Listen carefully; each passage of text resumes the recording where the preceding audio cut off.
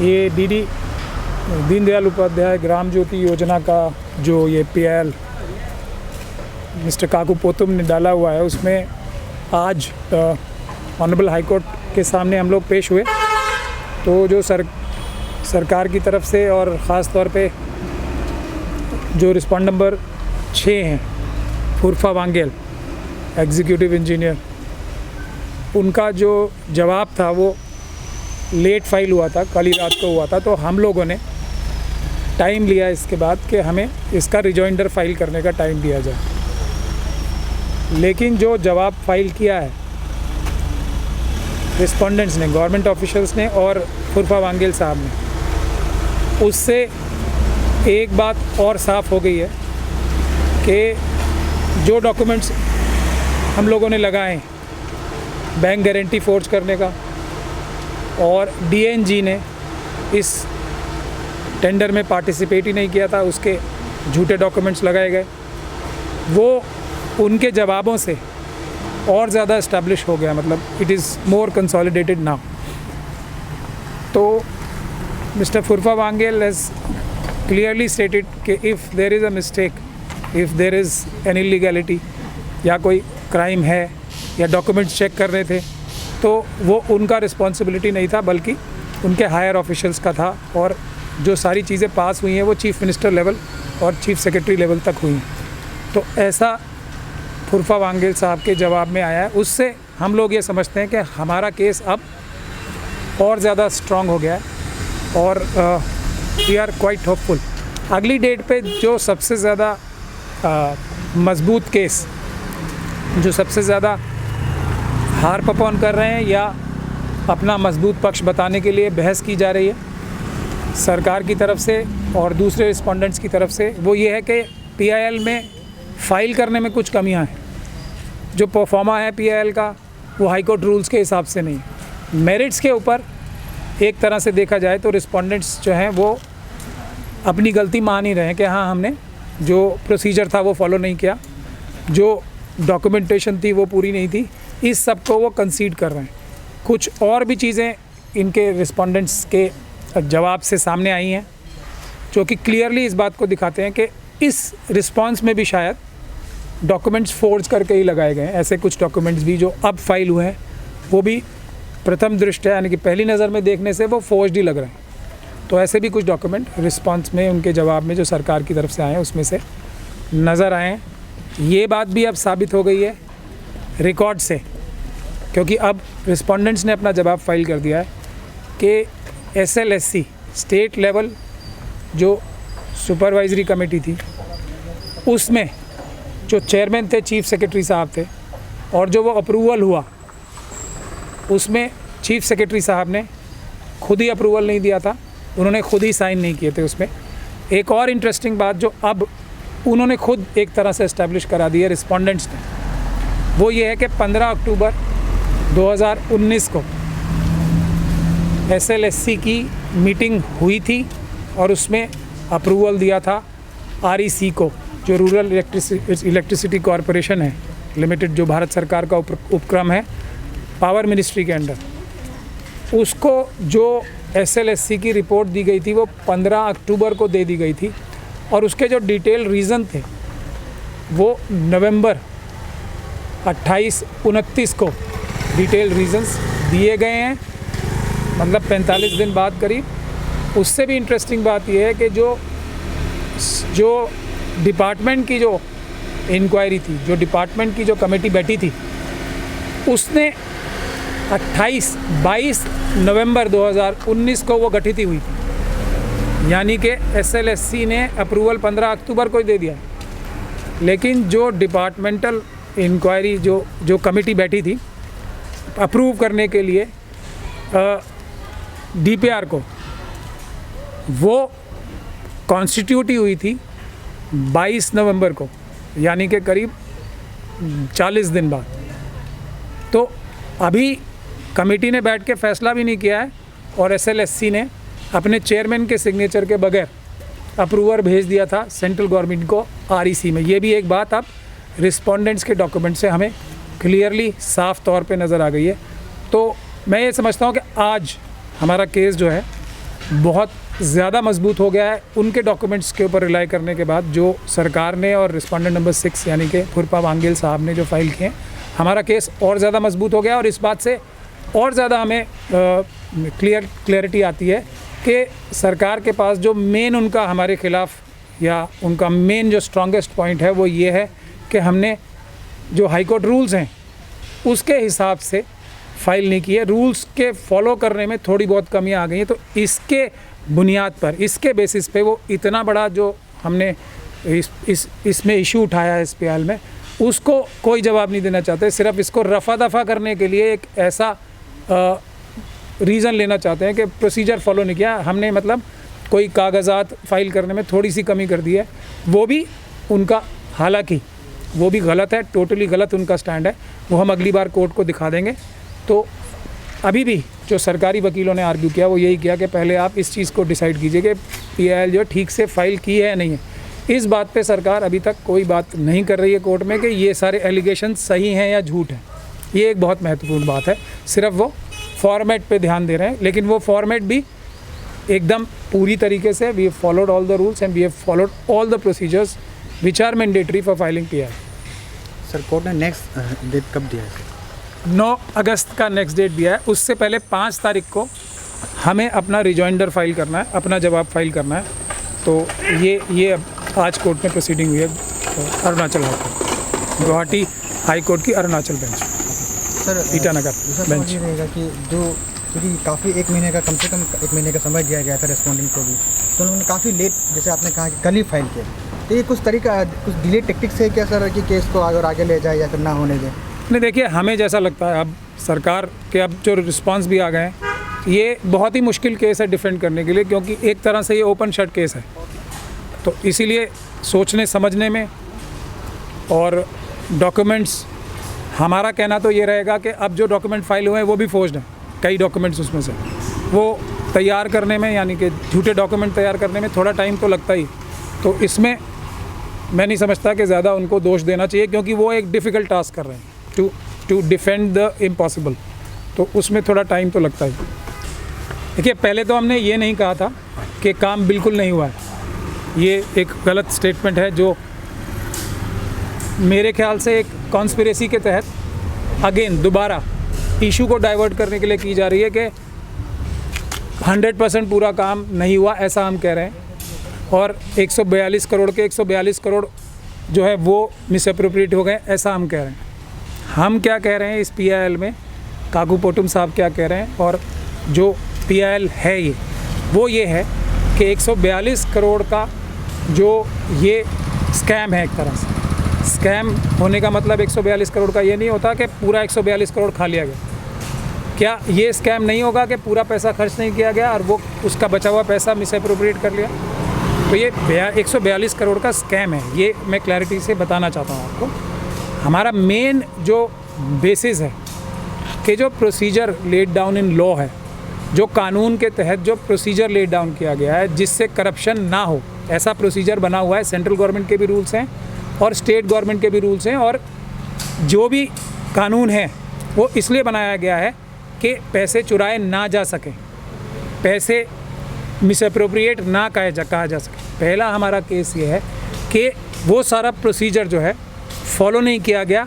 उसका obvious conclusion ये है कि जब प्रोसीजर फॉलो नहीं करते अधिकारी, तो उसका मतलब यही होता है कि वो जो गाइडलाइंस है करप्शन रोकने की, जो गाइडलाइंस हैं, जो सेफगार्ड्स हैं करप्शन को और पैसा चुराने को रोकने के लिए, वो फॉलो नहीं करते। तो क्यों नहीं करेंगे? वो ऑब्वियस बात है कि वो पैसा चुराना चाहते हैं, इसीलिए वो मैंडेटरी गाइडलाइंस फॉलो नहीं कर रहे। तो हमारा केस पहला ये है कि ई-टेंडरिंग नहीं किया, झूठे डॉक्यूमेंट्स एक ऐसी कंपनी के जो मनाही कर रही है, जिसका सबूत, जिसने हमें जवाब दिया है कि हमने टेंडर में कभी अप्लाई नहीं किया, DNG कंपनी ने, उसके झूठे दस्तावेज़ लगा के एक ऐसे व्यक्ति ने, जो कि एग्जीक्यूटिव इंजीनियर भी फुल टाइम नहीं थे, जो असिस्टेंट इंजीनियर थे, उन्होंने ये सारी टेंडरिंग प्रोसेस की बहुत ही हाबड़ ताबड़ में, मतलब बहुत ही जल्दी से ये सारी प्रोसीडिंग्स की गई। और आज के जो उनका जवाब है वो ये आया है कि REC ने ओरली हमें टेलीफोन पे बताया था कि जल्दी करो आप, ये 26 जो दिसंबर है उससे पहले ये टेंडर डॉक्यूमेंट जो है, ये टेंडर जो है पब्लिश हो जाना चाहिए। आज पहली बार बताया कि फ़ोन पे बातचीत चल रही थी REC से। ये इसमें अब इनके डॉक्यूमेंट से हमें साफ़ हुआ है। तो इस तरह की हड़बड़ी में जो काम हुआ वो गलत था। फिर इसके अंदर जो बैंक गारंटीज़ हैं वो फोर्ज थी, उसका भी जवाब जो फूफम वांगेल साहब है, फूफा वांगेल साहब, वो ये दे रहे हैं कि ये जो बात है ये मेरी ज़िम्मेदारी नहीं बनती ये चेक करने की, ये तो सीनियर लोगों की ज़िम्मेदारी बनती है कि वो असली दियाँ फोर्ज्ड बीजीज थी। तो हमारा केस ये था कि ये सारे प्रोसीजर्स ना फॉलो करके एक 17 तारीख को इतने सारे सिग्नेचर्स करके एक साथ ये जो किया गया और चीफ मिनिस्टर लेवल से, हाईएस्ट लेवल से इन सब की क्लियरेंस दी गई है। आज वो रिस्पोंडेंट्स के जवाब से क्लियर हो गई है बात कि हाँ, वो खुद भी ये कह रहे हैं कि हम लोगों की कोई गलती नहीं है। हाईएस्ट लेवल से कॉम्पिटेंट अथॉरिटी यानी कि चीफ मिनिस्टर साहब ने इसको क्लियर किया, इसलिए सब कुछ ठीक है। ये उनका मेन ग्राउंड है। यहाँ तक मान लिया गया है सरकार के रिस्पांस में कि हमारे को बहुत जल्दी थी, खुद ही मान लिया, जो हमारा मेन ग्रीवेंस था कि बहुत जल्दी थी इसलिए हमने प्रोसीजर फॉलो नहीं किए, वो इम्पॉर्टेंट नहीं है। इम्पॉर्टेंट ये है कि काम हमने पूरा कर दिया। तो वही बात दोबारा घूम के आ गई, ये मैटर ऑफ इन्वेस्टिगेशन होता है। हमने जो काकूपोतुम साहब ने ग्राउंड पे जाके जो सर्वे किया उससे भी ये क्रिस्टल क्लियर हो रहा है कि इसमें काम नहीं हुआ है आज तक भी पूरा, जबकि ऑन एफिडेविट वो ये बोल चुके हैं कि 100% काम पूरा हो चुका है। लेकिन अब सबूत के तौर पे जो गए हैं, ये आप उनसे भी पूछ सकते हैं काकूपोतुम साहब से, पर मुझे जो उन्होंने बताया है कि काम ज़मीन पे आज तक पूरा नहीं हुआ है। और काम पूरा होने का मतलब बहुत सारी चीज़ें होती हैं। क्या उस स्टैंडर्ड का इक्विपमेंट लगा है?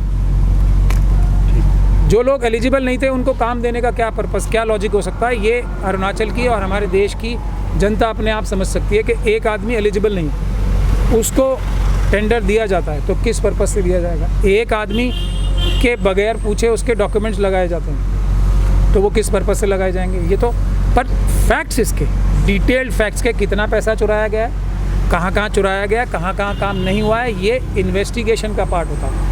हम लोग आज ये नहीं कह रहे हैं कि जो लोग इन्वॉल्व हैं उनको आज ही जेल भेज दिया जाए, सज़ा कर दी जाए। हम लोग क्या कह रहे हैं कि हमने प्राइमा फेशाई इतने सारे सबूत जुटाए जो कि एक आम नागरिक के लिए, काकूपोतुम साहब के लिए इम्पॉसिबल होता है। फिर भी उन्होंने इतनी मेहनत करके इतने सारे सबूत तो जुटा लिए हैं। अब बाकी काम सरकार का है कि जिसका डिक्लेयर्ड पॉलिसी है ज़ीरो टॉलरेंस फॉर करप्शन, कि इतनी ज़बरदस्त हमने चीज़ें दे दी हैं, इतने सारे सबूत दे दिए हैं। तो मैं एक लॉजिकली अगर सोचा जाए तो एक चीफ मिनिस्टर साहब का, एक चीफ सेक्रेटरी साहब का, एक जो डायरेक्टर विजिलेंस है यहाँ पे, जो शायद चीफ सेक्रेटरी साहब ही हैं, और एक SIC का जो स्पेशल इन्वेस्टिगेटिंग सेल करप्शन रोक ले के नहीं बना हुआ है, उसका क्या रवैया होना चाहिए? दे शुड थैंक काकूपोतुम, दे शुड, उनको धन्यवाद करना चाहिए कि आपने इतने सारे सबूत ले आए हैं, या ये कहना चाहिए कि उन्होंने फॉर्मेट के हिसाब से PIL नहीं फाइल की है? क्या PIL FIR करने के लिए, एक अपराध हुआ है, एक मर्डर हुआ है, सड़क पे देखा लोगों ने, या किसी ने, एक ईमानदार व्यक्ति ने देखा, वो जाके पुलिस को बता रहा है कि इतना बड़ा क्राइम हो गया, तो पुलिस को ये कहना चाहिए जवाब में कि आपकी जो आपने चिट्ठी लिखी थी उसमें प्रॉपर सेक्शन मेंशन नहीं किया था, आपका कागज़ जो है वो छोटा था। या पुलिस को एकदम उसका धन्यवाद करना चाहिए और ये कहना चाहिए आपने इतना बड़ा स्कैम हमें बताया, हम जाके इसकी इन्वेस्टिगेशन करते हैं। तो ये जो पुलिस SIC रेजिस्ट कर रही है FIR दर्ज करने से, इससे भी साफ़ हो जाता है कि हाईएस्ट लेवल पे इन्वॉल्वमेंट है। वरना चीफ मिनिस्टर साहब को, काकूपोतुम साहब को धन्यवाद करना चाहिए कि आपने इतना बड़ा करप्शन, अगर वो ये समझने की बात है, आपने इतना बड़ा करप्शन, और जो हमारा मिशन चल रहा है ज़ीरो टॉलरेंस ऑन करप्शन का, उसमें हेल्प की है, तो इनको पुरस्कार देने के जगह पे इनको डराया जा रहा है, धमकाया जा रहा है, और ये कहा जा रहा है कि फॉर्मेट में नहीं, that is the best defence. ये हमारा कहना। मैंने एक्चुअली मैं DPR को, डिटेल प्रोजेक्ट रिपोर्ट को फॉलो करके मैंने साइट विजिट किया, तो ये DPR में सब कुछ लूप होल है, इरेगुलरिटीज़ जो DPR से हैं, इनको ये DPR को एक डिपार्टमेंटल कमिटी में गठन किया था। वो चीफ इंजीनियर वो खुद कहा कि DPR is very vast and multifarious. DPR जो इतना वास्ट है कि इसमें सब कुछ गड़बड़ जो DPR से है। तो DPR का गड़बड़ कैसे हुआ मैं बता दूँ, एक एग्जांपल साइट करूँ। एक DPR में बोमडिला डिवीज़न में एक दिया है कि बोमडिला टू रामा कैंप जो है एक मिलिट्री हेडक्वार्टर है। बोमडिला तो Rama camp is almost 70 kilometres है। तो बोमडिला टू रामा कैंप जाने के लिए आपको दांचिंग विलेज होके जाना होता है, उसके बाद मुन्ना कैंप, इसके बाद दीरंग विलेज, इसके बाद दीरंग, इसके बाद रामा कैंप है। तो दीरंग टू रामा कैंप ही 7 किलोमीटर से, तो 15 किलोमीटर्स कहाँ से आ गया? 15 किलोमीटर्स जो एग्जिस्ट है ही नहीं है वो है। इसके बाद में आप हर जगह पे काम हुआ नहीं है, अभी हो रहा है। मैंने ये स्टाफ लोग से भी बात किया, ये इलेक्ट्रिकल डिपार्टमेंट से, इसके बाद वहाँ का लोकल लोग से भी बात किया, मैंने रिकॉर्ड भी किए हैं उन लोग के स्टेटमेंट को भी। इसके बाद अब नामसाई में जाए तो नामसाई और चोंगखाम का अभी सब स्टेशन 33 के भी सब स्टेशन भी अभी इनकम्प्लीट है। अभी कल परसों ही मैंने नामसाई से आए, इसमें भी अभी अंडर कंस्ट्रक्शन में। मैंने लेबर लोग का वीडियोग्राफी भी किया है, फोटोग्राफी ले लिए। और नामसाई में भी ऐसे है, नामसाई और चौकाम डिवीज़न में एक ये है दीफियार में क्यारोप 11 kV बे है। बे जो है एक 33 kV को 11 kV में सप्लाई करने का आउटलेट है, and it is the part and parcel of 33 kV sub station. तो अलग से आप लोग DPR क्यों बनाए? 2 करोड़ का, मोर देन 4 करोड़ का दोनों डिवीज़न में। तो ये क्वेश्चन है, इसको थर्ड पार्टी एक्सपर्ट वेरिफिकेशन होना चाहिए। एग्जिस्टिंग वर्क जो ऑनगोइंग है कंप्लीट हुआ कि नहीं हुआ है, अभी कैसे ये चल रहा है काम, इसको third party expert verification committee गठन करना बहुत ज़रूरी है। काम एक्चुअली हुआ ही नहीं है, अभी काम कर रहे हैं। अभी काम आप देखिए, आप ये कुपीटू बाना भी जो सेपा एग्जीक्यूटिव डिवीज़न जो एग्जीक्यूट किया था काम को, इसमें भी आप ऑलमोस्ट 8 किलोमीटर जैसे काम पूरा नहीं हुआ है। इसमें अब जो काम पूरा हुआ इसमें भी 4 पोल्स इरेक्ट किया, लेकिन इसमें कोई क्रॉस आर्म नहीं, ये पोल आर्टिंग नहीं है, जो बहुत मैंडेटरी एंड एसेंशियल है। अब 4 पोल में आप क्रॉस आर्म क्यों नहीं डालेंगे? डालना चाहिए, वो तो DPR में वो तो एसेंशियल है, कंपोनेंट है। तो ये सब मिल के काम पूरा हुआ ही नहीं है, मतलब क्वालिटी मेंटेन नहीं हुआ है। जो ग्राउंड लेवल जो पोल को कंक्रीट सीमेंट जो इलेक्ट्रिक पोल को 267 kg है पोल का वेट जो, तो इसको पकड़ के रखने के लिए जो ग्राउंड लेवल से अंडरग्राउंड से कंक्रीट सीमेंट इरेक्ट करके जाना चाहिए। लेकिन आप ग्राउंड पे मिट्टी का अंदर आप आर्ट सरफेस का अंदर आप पत्थर डाल दिए, लेकिन कंक्रीट सीमेंट जो सिर्फ ऊपर में दिया गया है। और जो काम जो फिर आप ऐसे भी किया है कि जहाँ आदमी दिखाई दे वहाँ पे सिर्फ आप नया पोल डाला है, लेकिन जंगल का अंदर पुराना पोल ही दिखाई दे रहे हैं हमें। तो आप सारा विजिट? हाँ, सारा विजिट के एक भी जगह नहीं छोड़ रहे मैंने।